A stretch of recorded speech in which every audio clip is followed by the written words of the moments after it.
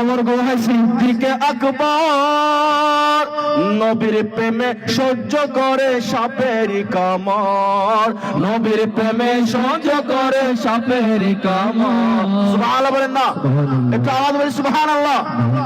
সাপে নবীজিকে দেখার জন্য অনেকক্ষণ অপেক্ষা করেছিল গুহার ভিতরে।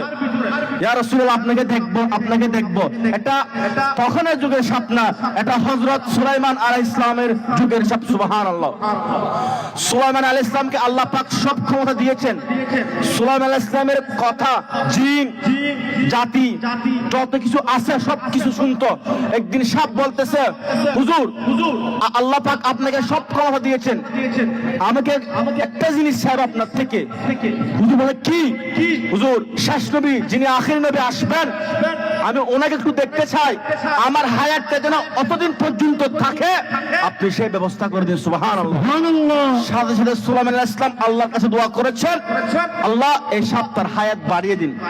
ওই দোয়ার ফসলে যখন আমার রাসূল কারীম সাল্লাল্লাহু আলাইহি ওয়াসাল্লাম এবং হযরত আবু বকর সিদ্দিক রাদিয়াল্লাহু তাআলা যখন পাহাড়ে গেলেন, যখন রাসূল কারীম সাল্লাল্লাহু আলাইহি ওয়াসাল্লাম হযরত আবু বকর সিদ্দিক রাদিয়াল্লাহু তাআলা কোলে মাথা মুবারক রাখলেন, ঘুমাচ্ছেন, ওই মুহূর্তে ওই সাপটা এদিকে গুহা ছিল, এদিকে গুহা ছিল, কিন্তু কোন দিকে যায় নাই।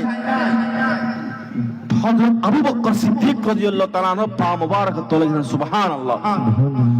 একবার দুইবার তিনবার এভাবে টপ মারে, কিন্তু পা মুবারক তুলেন না।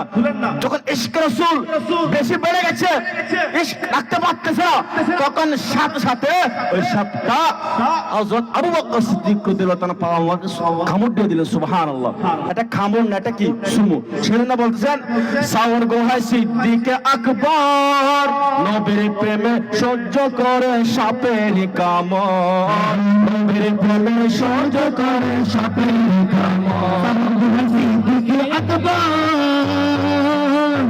নবীর প্রেমে সহ্য করে সাপের কামড়, নবীর প্রেমে সহ্য করে সাপের কামড়। তাহার পিছনে চালাই অঙ্গ জলে, পিছনে চালাই অঙ্গ জলে, পিছনে চালাই অঙ্গ জলে, মুখে কিছু কয় না।